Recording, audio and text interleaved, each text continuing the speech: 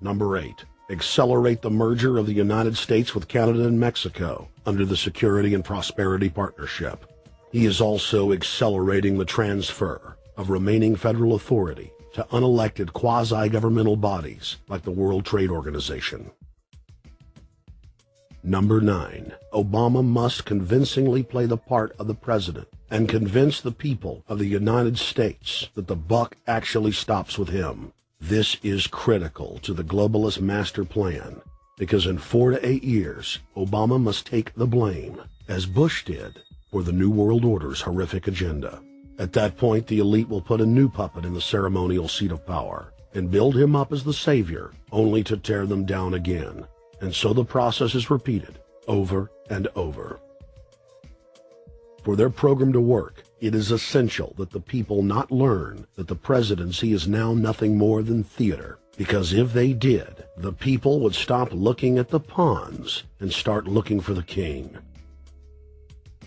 Through this system of deceit, the elite's criminal agenda can continue forever because the people waste all of their political energy debating the media spectacle instead of investigating the globalist agenda. Number 10. It's Obama's job to sell the public on globalist policies that aren't in the people's best interest. But the overlords have many salesmen. His most important function is to protect the criminal oligarchs from prosecution while they loot the economy worldwide, start new wars, and engage in torture. They're called Generation O, and they were the key to Barack Obama's White House win. During the campaign, Barack Obama used the internet like no other candidate before him, harnessing the energy of millions of his supporters. But the question now is, what to do with this young, eager, energetic army? This gives Barack Obama and his administration contact information for so many people, so next time he needs to push his legislation, he can contact all these people. Kennedy-esque. I feel as though this was like when John F. Kennedy was elected. Shouting, smiles, and tears. This is the best day of my life! It was the scope of Obama's victory that was most impressive. I saw a photograph of Obama playing basketball, and I said, you know what? I see him as a leader, and that's the world that's in his hands. Own a piece of history, commemorating the day the world changed forever. His confident smile and kind eyes are an inspiration to us all. In summation, Barack Obama is a Madison Avenue created fad.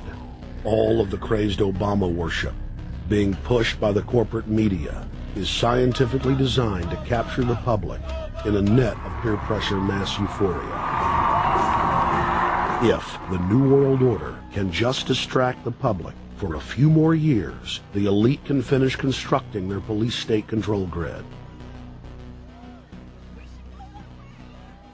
Now, a lot of times, we don't want to know the issue. Right.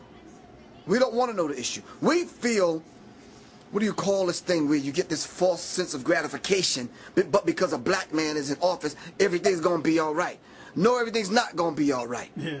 Until you look into the agenda and what the Democratic Party has been about, is about, and will be about, regardless if Barack Obama is the president or not. And that's real. Barack Obama is the perfect Trojan horse. He makes the people feel like they finally have a place at the table, even as he betrays them. I won't have to worry about paying my mortgage.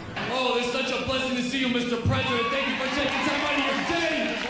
Never in my life will things like this ever happen. Sadly, many Obama supporters can't see what's right in front of their faces because they've already invested their very identity in this artificially created cult movement.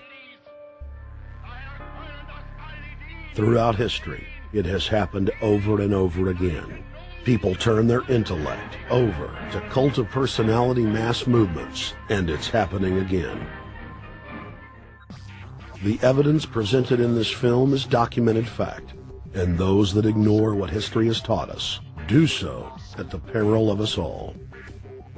As frightening as the information in this film is, there are many things we can do to stop the globalist agenda dead in its tracks.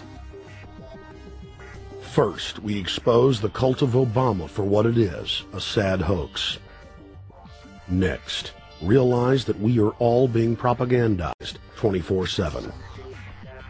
Investigate all information for yourself, be it political parties, the media, or this film. Be aware of the tricks that the elite use, like the staging of false flag terror attacks and other crises. Rediscover the Constitution and Bill of Rights. Promote a culture of true liberty. There is a reason the internationalists are attempting to destroy the sovereignty of all 50 states. They know it is one of the biggest threats to their domination. The federal government has been completely hijacked by foreign interest, and more than 25 states recognize this fact and are moving to block the New World Order at the state level by declaring their 10th Amendment powers. But most important of all, there is a huge awakening taking place in the United States and across the world against the globalist agenda. Free people everywhere are joining together and saying no to corruption and tyranny and no to world government. This is the center of endurance, and endurance is what wins wars. Not how many people you kill, but how long can you endure. George Washington lost almost every battle he had, but he endured. He out-endured the British. And that's how the battle was won. Endurance. And each and every one of you watching this, every single one of you, is just as important as the people who were our founding fathers. As that you are just as important as the Sons of Liberty who met in the 1770s to philosophize about freedom, to philosophize about a republic, to philosophize about a truly free country with a republic.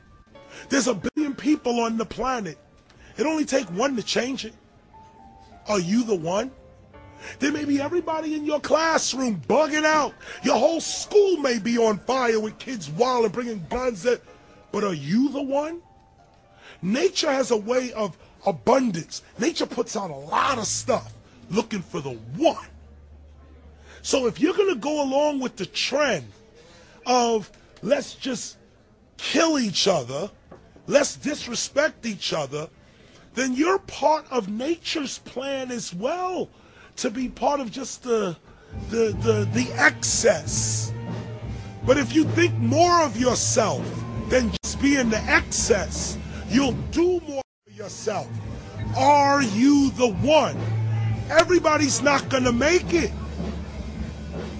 But you have an opportunity to save yourself. Well, we don't have to look back thousands or even hundreds of years to see how dangerous this present-day situation is. We can look back to Bolshevik Russia. We can see the takeover by the Bolsheviks talking about the people's revolution, talking about the positive change. And Lenin came in and then Stalin. The fact is that over 40 million Russians between 1925 and 1940, good Russians, people who were Christians, people who had their own businesses, people who were educated, they were exterminated because they had their own business, because they were educated, because they believed in God's law. We can look over at Germany. Germany was in a very, very terrible economic situation, and this very charismatic leader called Adolf Hitler comes in. He makes the roads good, and he promises a better life for the people. And within 10 years, you see a completely nationalized, centralized, dictatorial situation where millions and millions of people were exterminated. And then we can go to Maoist China. Mao came in, he promised change, he promised a better life, and within 5 years, 60 million Chinese were exterminated. They don't teach that. They don't teach that in the schools these days, and it wasn't that long ago. And I pray to God that this will not happen in the United States.